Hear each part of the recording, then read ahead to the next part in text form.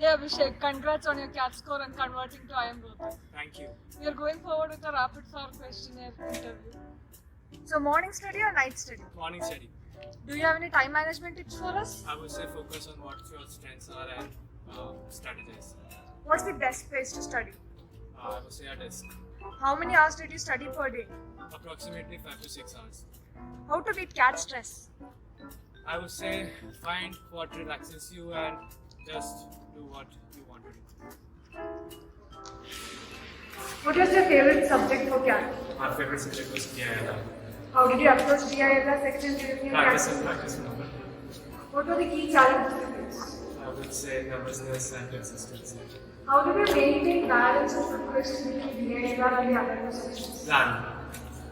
Could you share your experience managing time and maintaining focus? Well, I started on 12 and got off at 4, then again took a break for 2 hours and again the same process repeats and repeats again.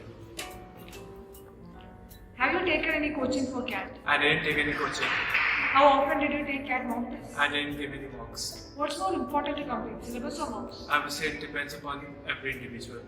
Do you have any last minute CAT preparation tips for us? Stay calm and be confident. Thank you for your time. It was wonderful talking to you. Welcome.